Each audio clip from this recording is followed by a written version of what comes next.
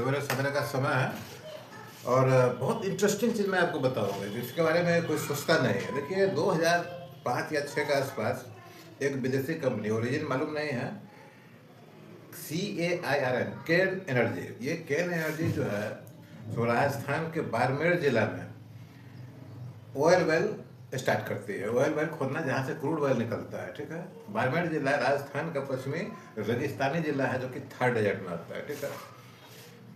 Oil reserve बहुत अधिक था वहाँ पर। उस समय मैं भी था वहाँ, मैं JSW की तरफ था। और JSW जो हाईवे है वहाँ, तो हाईवे के पूरब में towards Pakistan, JSW towards west Cairn Energy, ठीक है। मैं भी LNT में था, केन एनर्जी में भी LNT काम कर रहा था, JSW में भी काम कर, JSW पावर प्लांट, RWPL, ठीक है। देखिए वो जो ऑयल है उसका आज क्या कंटेक्स्ट क्या है ये आपको पता चलेगा। देखिए अमेरिका और रशिया में जो तेल निकलता है, ठीक है, वो फाइन ऑयल होता है। फाइन ऑयल मतलब उसमें तरलता अधिक होता है, मतलब उसमें वैक्स जो मोम है उसका क्वांटिटी कम होता है, क्योंकि मोम का क्वांटिटी अधिक रहेगा तो रसिया और अमेरिका ठंडा प्रदेश है, वहाँ तेल को जमीन से निकाला ही नहीं जा सकता है। तो नेचुरली प्राकृतिक रूप से जो वहाँ तेल अवेलेबल है वो पतला तेल है। समझ में आ गया होगा। पतला तेल में वैक्स क्वांटिटी कम होता है, तो रिफाइनिंग में और ट्रांसपोर्टेशन में अगर उसको पाइपलाइन के थ्रू ट्रांसपोर्ट करते हैं तो उसमें खर्च कम आता है। रिफाइनिंग में वैक्स निकालने का जो खर्च है वो भी कम हो जाता है। इतना समझ रहे हैं, ठीक है। हमारा देश 3rd 4th 5th या 6th जो भी इकोनॉमी है, ऑयल सबकी ज़रूरत है। ऑयल को बेचकर हम लोग पैसा भी कमाते हैं। बिजनेस के लिए हर देश के साथ हमारा अच्छा संबंध रहता है, हर देश का संबंध अच्छा रहता है। आज के समय में या पहले भी बिजनेस के लिए ज़बरदस्ती भी किया जाता था, आज भी किया जाता है। अब देखिए मैं बता रहा हूँ। अब हम आते हैं वेनेजुएला पर, ठीक है।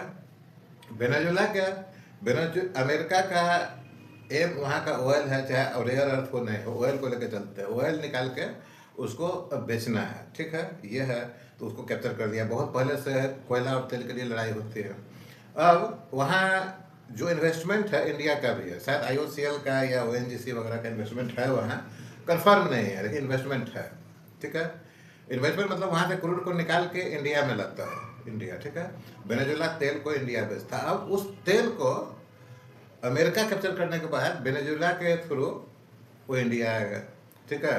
पहले से बिजनेस मॉडल तैयार है और वेनेजुएला में जो तेल है उसमें मोम का मात्रा बहुत अधिक है, गाढ़ा है। पाइपलाइन के थ्रू कहीं भी ले जाना बहुत मुश्किल है। देखिए तेल के केस में ये जरूरी होता है कि पाइपलाइन का ट्रांसपोर्टेशन तैयार किया जाए, सब सुविधा होता है।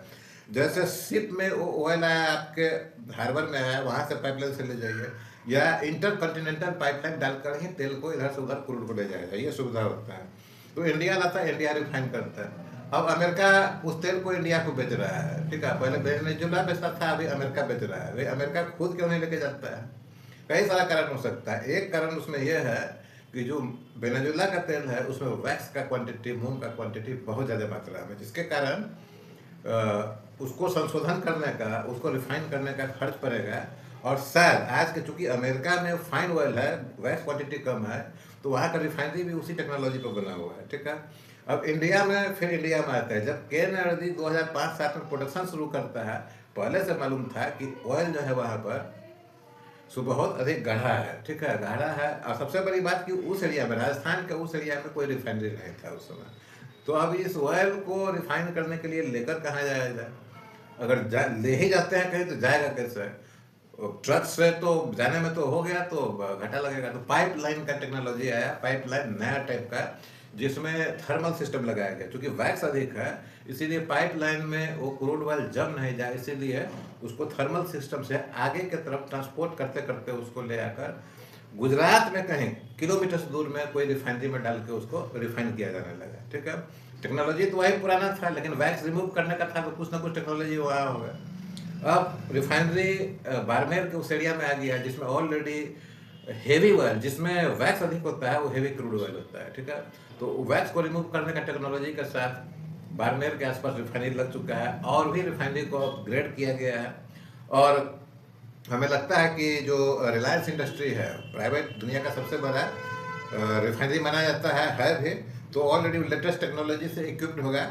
इंडिया का रिफाइनरी जो गवर्नमेंट का है, जो PSU रिफाइनरी हो सकता है हो या नहीं हो, पुराना वाला की बात बोल रहे हैं, नया वाला में तो है, ठीक है। नया वाला में जो सल्फर का भी सल्फर रिमूवल सिस्टम भी अच्छा कर रहा है, उसके बाद वैक्स का भी है, हिंदुस्तान पेट्रोलियम का है, जिसका भी नया बन रहा है, उसमें सभी चीज़ है।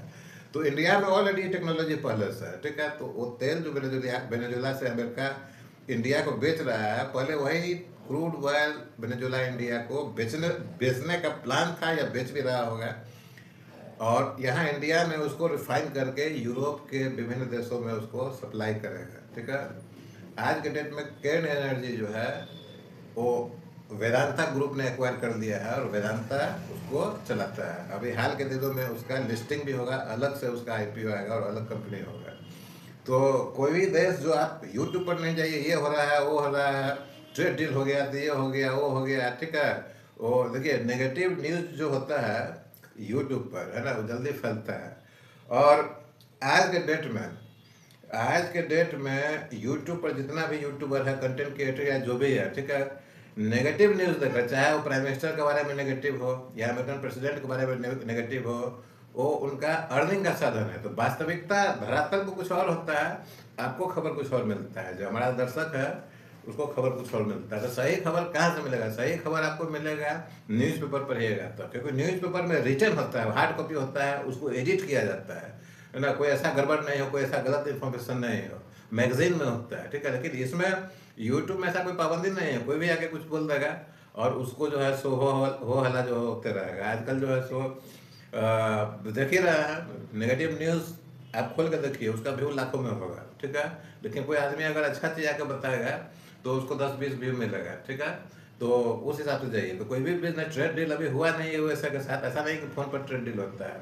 और ट्रेड डील अगर हाल फिलहाल इंडिया के फेवर में भी कर दिया जाए तो अमेरिका इतना पावरफुल है कि 1 महीने के बाद बोलेगा कि हम उस चीज़ को मानते ही नहीं, ठीक है। इसलिए उस सब चीज़ पर ध्यान नहीं दीजिए। हाथ उठाने वाले में आप खड़ा नहीं होइए, आप नॉलेज दीजिए, मेहनत कीजिए, पढ़ाई कीजिए, पैसा कमाइए, ठीक है। वो आप किसी चीज़ के पीछे भाग रहे हैं, कौवा और कान वाला बात जो है वो चीज़ अपने ज़िंदगी में जो है सो नहीं आने देने का।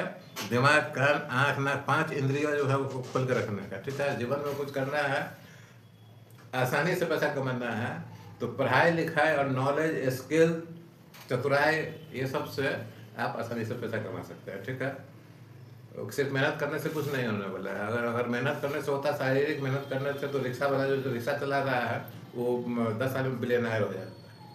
तो उम्मीद है कि वीडियो अच्छा लगा होगा, देखते रहिए, सुनते रहिए। कोई क्वेश्चन है तो उसको डाल कर रखिए।